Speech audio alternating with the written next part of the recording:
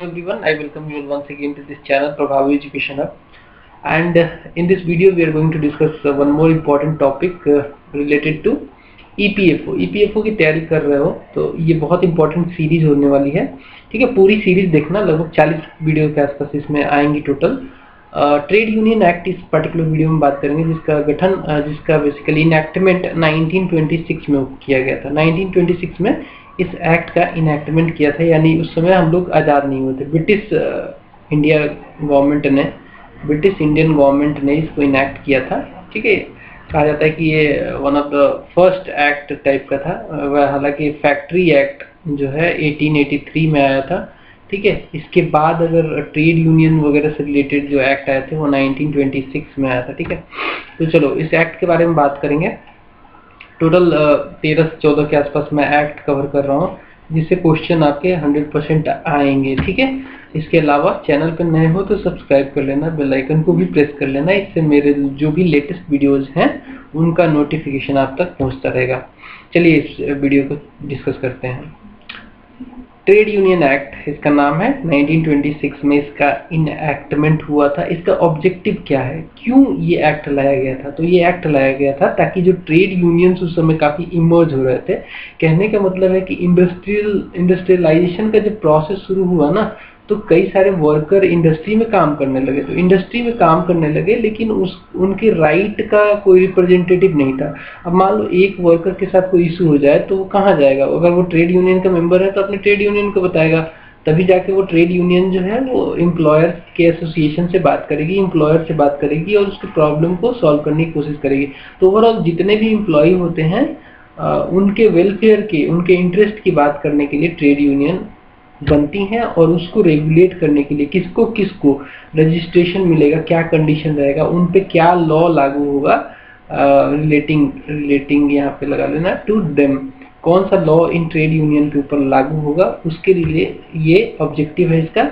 उसके लिए ये ट्रेड यूनियन एक्ट लाया गया था 1926 में।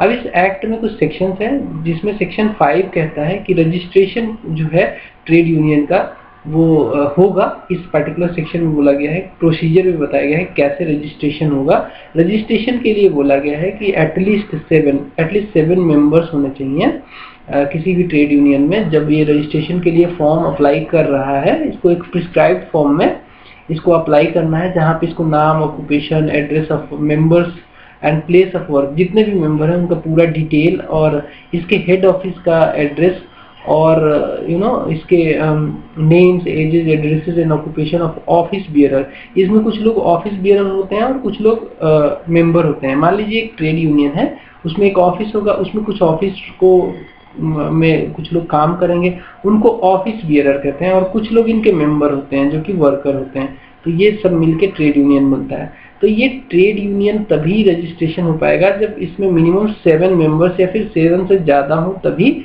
इसका रजिस्ट्रेशन हो पाएगा। एक और कंडीशन है इसमें, एक तो मिनिमम 7 याद कर लो, 7 तो रहना ही रहना है। इसके अलावा मान लीजिए कि एक ABC कंपनी है, वहाँ पे टोटल 100 एम्प्लॉय काम करते हैं, और एक ट्रेड यूनियन है जो कि इससे एसोसिएटेड है, और इस ट्रेड यूनियन में इस 100 में से एटलीस्ट 10%, इसका मतलब कि एटलीस्ट जो है 10% का मतलब कितना हो गया आपका, 10 बंदे एटलीस्ट इसके मेंबर होंगे इस ट्रेड यूनियन के, तभी इस ट्रेड यूनियन को यहाँ पे रजिस्ट्रेशन का राइट मिलेगा, तभी ये रजिस्टर कर पाएगी। एक तो 10% वाला कोटा हो गया, और किसी भी किस्म, मान लीजिए यहाँ पे अगर 70 हुआ है तो वहाँ पे 7 निकल के आएगा, 10% 70 का 7 निकल के आएगा। या फिर मान लो 69 है तो उसके इसमें 7 भी नहीं आएगा, तो इस पर्टिकुलर ट्रेड यूनियन की जरूरत ही नहीं पड़ेगी, यहाँ पर ट्रेड यूनियन का रजिस्ट्रेशन ही नहीं हो पाएगा। या तो इसका मतलब 69 है तो या तो इसको 8 बंदे चाहिए एटलीस्ट इसका। ठीक है, तो मिनिमम 7 तो रखना ही रखना है। इसके अलावा जो है 10% वाला क्राइटेरिया है कि मान लो जैसे इस केस में मैंने बोला था ना कि 100 एम्प्लॉय हैं ABC कंपनी में, तो ये 100 का 10% निकालोगे तो 10 आएगा। ठीक है, 10 जो है मिनिमम नंबर है, एक ट्रेड यूनियन के पास होना ही चाहिए अगर इससे एसोसिएटेड है तो। ठीक है, 10 अगर मान लो यहाँ पे 100 है तो इसको 10 चाहिए मिनिमम। अगर यहाँ पे मान लो 120 है तो इसको कितना हो जाएगा, 12 चाहिए होगा। ठीक है, अगर मान लो यहाँ पे टोटल इस ट्रेड यूनियन में 100 वर्कर्स हैं, 100 वर्कर्स हैं टोटल ट्रेड यूनियन में, तो भी ये बड़े आसानी से अपना रजिस्ट्रेशन करवा सकते हैं। या तो 10% हो या फिर 100 हो, विच एवर इज लेस, जो भी कम हो, ठीक है, वो नंबर उसके पास ट्रेड यूनियन के पास होना चाहिए, तभी उसका रजिस्ट्रेशन हो पाएगा। I hope this is clear. Next point is section 9A। अब जो इस एक्ट का सेक्शन 9A है वो कहता है कि मिनिमम रिक्वायरमेंट है मेंबरशिप के लिए। मान लो अगर एक ट्रेड यूनियन को मेंबरशिप लेना है तो उसको मिनिमम रिक्वायरमेंट फुलफिल करना होगा। वही मिनिमम रिक्वायरमेंट मैंने अभी डिस्कस किया है, जैसे कि ये मिनिमम 7 मेंबर होना चाहिए, इससे कम तो होना ही नहीं चाहिए। इसके अलावा 10% और 100 वाला जो क्राइटेरिया है इसको फुलफिल करना है, तभी ये इस्टेब्लिश करा पाएगा अपने आप को, रजिस्टर करा पाएगा पर्टिकुलर ट्रेड यूनियन, ठीक है। अब हम बात करते हैं सेक्शन 10 इस एक्ट की बात करते हैं। इसमें बोला गया है कि अगर फ्रॉडली, अगर मिस डाटा प्रोवाइड करके, अगर मान लो पूरा डाटा ना प्रोवाइड करके फ्रॉडली अगर इसने ट्रेड यूनियन ने रजिस्ट्रेशन लिया है तो उसका जो है रजिस्ट्रेशन कैंसिल हो जाएगा, ठीक है। और कॉन्ट्रावेन करता है, मान लो इस एक्ट के किसी भी प्रोविजन को अगर कॉन्ट्रावेन करता है तब भी इसका रजिस्ट्रेशन कैंसिल हो जाएगा। एंड मान लीजिए कि इसका जो नंबर है 7 से भी कम हो गया, या फिर जो भी मान लो कि 100, अगर एक ट्रेड ABC कंपनी में मान लो कोई भी कंपनी है उसमें 100 काम कर रहे हैं, 10% से नीचे अगर इसका मेंबरशिप फॉल हो गया तो भी ये इसका जो है कैंसिलेशन हो जाएगा, इसके रजिस्ट्रेशन का, जो भी इसको रजिस्ट्रेशन मिला है। नेक्स्ट है सेक्शन 17। सेक्शन 17 इस एक्ट का क्या कहता है कि क्रिमिनल कॉन्स्पिरेसी अगर ट्रेड डिस्प्यूट कोई एराइज होती है, मान लो कि ट्रेड डिस्प्यूट कब होती है, ये मैंने आपको पढ़ाया है। ट्रेड डिस्प्यूट होती है जनरली जब एम्प्लॉयर और एम्प्लॉइज में विवाद हो जाए, इन दोनों में विवाद हो जाए, किसी भी मैटर को रिलेटेड, हो सकता है वर्किंग आवर से लेकर, हो सकता है कोई भी मैटर हो सकता है, वेजेस से रिलेटेड कोई ट्रेड डिस्प्यूट हो गया। अब उस ट्रेड डिस्प्यूट में क्रिमिनल कॉन्स्पिरेसी, ये ट्रेड यूनियन वाले, मान लो एक ट्रेड यूनियन है, इसमें 100 मेंबर है और ये लोग एक क्रिमिनल कॉन्स्पिरेसी रच रहे हैं ताकि जो भी इसका मोटिव है इस पर्टिकुलर ट्रेड यूनियन का उसको अचीव किया जा सके। मतलब क्रिमिनल कॉन्स्पिरेसी से ही सही, लेकिन अचीव किया जाए कैसे भी करके, ठीक है, एग्रीमेंट करके, ये सारे एम्प्लॉई आपस में बातचीत करके, for the purpose of furthering any such object of the trade union, कोई भी ऑब्जेक्टिव है ट्रेड यूनियन का उसको फर्दर करने के लिए अगर ये क्रिमिनल कॉन्स्पिरेसी भी करते हैं तब भी इनको पनिशमेंट नहीं मिलेगा। ये इंपॉर्टेंट है, तब भी इनको पनिशमेंट नहीं मिलेगा under section 120B of IPC। 120B of IPC criminal conspiracy से रिलेटेड है और इसमें मान लो ट्रेड यूनियन वाले जो मेंबर्स हैं वो मिलके ट्रेड यूनियन के ऑब्जेक्टिव के लिए कॉन्स्पिरेसी कर रहे हैं, कोई ट्रेड डिस्प्यूट हो गया उसमें, तो भी उनको पनिशमेंट नहीं मिलेगा। नेक्स्ट है सेक्शन 21A। इस एक्ट का, ट्रेड यूनियन एक्ट 1926 के सेक्शन 21A में ये प्रावधान है कि डिस्क्वालिफिकेशन होगा office bearer of trade union का। देखो मैंने बताया था ना कि ट्रेड यूनियन बनती है, उसमें एक ऑफिस होता है, उसमें कुछ लोग काम करते हैं, मान लो ये इनका नाम है राम, ये ऑफिस बियरर हैं, यहाँ पे चेयरमैन होंगे या फिर ऑफिस स्टाफ कोई भी हो सकता है। तो इस ऑफिस बियरर का जो है, ऑफिस बियरर का डिस्क्वालिफिकेशन से रिलेटेड जो प्रावधान है सेक्शन 21A में दिया गया है। बोला गया कि ये जो ऑफिस बियरर है ना, ये इसका एज जो है किसी केस में 18 ईयर से कम नहीं होना चाहिए, 18 साल से कम नहीं होना चाहिए। इसके अलावा अगर इसने कोई मोरल ऑफेंस किया, ऐसा ऑफेंस किया है जिसमें मोरल टर्पिट्यूड इन्वॉल्व होता है, कहने का मतलब है कि हीनस क्राइम वगैरह, मतलब रेप वगैरह, ऐसा कुछ करता है जिससे मोरल टर्पिट्यूड का मामला हो जाता है, ऐसा कुछ ऑफेंस इसने किया है और इसके लिए इसको मतलब कॉन्विक्ट कर दिया गया है, कॉन्विक्शन इसका हो चुका है, तब भी इसको डिस्क्वालीफाई कर दिया जाएगा। ये बहुत इंपॉर्टेंट पोस्ट होता है ऑफिस बियरर का, इससे इसको हटा दिया जाएगा।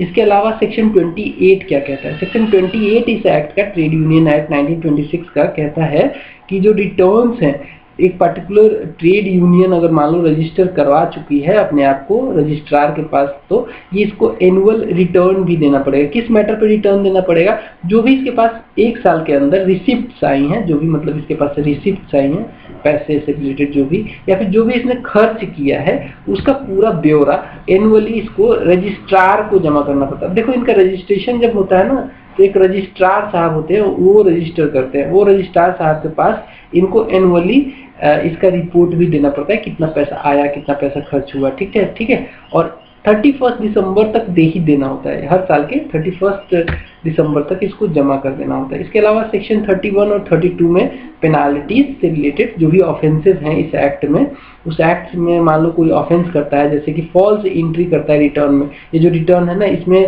ट्रेड यूनियन ने फॉल्स एंट्री डाल दी, इसमें ऐसी एंट्री डाल दी जो कि गलत है, तो उस केस में इसको सजा तो मिलेगी, ऑफेंस तो किया है इसने, तो इसको कितनी सजा मिल सकती है, अप टू ₹500 का फाइन इससे लिया जा सकता है। अगर मान लो ये सेम ऑफेंस इसने रिपीट कर दिया तो एडिशनली इससे ₹5 पर वीक इससे चार्ज किया जाएगा, ₹5, और मैक्सिमम ₹50 ही अगर एडिशनली ये लगातार ये गलती करता रहता है तो 50 से ज्यादा चार्ज नहीं किया जा सकता है। पर वीक में ₹5 चार्ज किया। काफी पुराना एक्ट है, इसलिए ₹5 जो है यहाँ पे बहुत इरिलेवेंट लगता है, ₹5 तो कोई भी खर्च कर सकता है।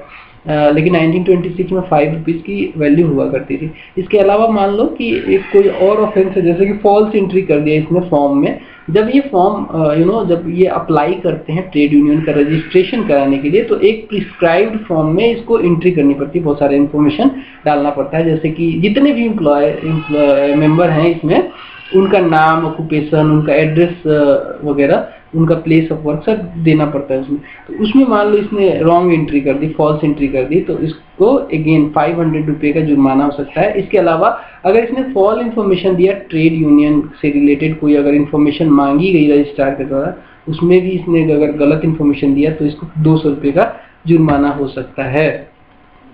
सो ओवरऑल ट्रेड यूनियन में इतना ही। इंपॉर्टेंट क्या है, ये 7 याद कर लेना, 10% और 100 वाला कॉन्सेप्ट याद कर लेना। इसके अलावा cancellation of registration, fraud, contravention, ये तो नॉर्मल चीज है, ये इतना वो नहीं है। ये वाला याद कर लेना, 18 साल से कम उम्र नहीं होना चाहिए ऑफिस बियरर का। इसके अलावा रिटर्न एनुअली रजिस्ट्रार को देना पड़ता है। ये सारी बातें आप याद कर लेना, ठीक है। That's all. मिलेंगे अगले वीडियो में with new topic, new act. तब तक के लिए बाय।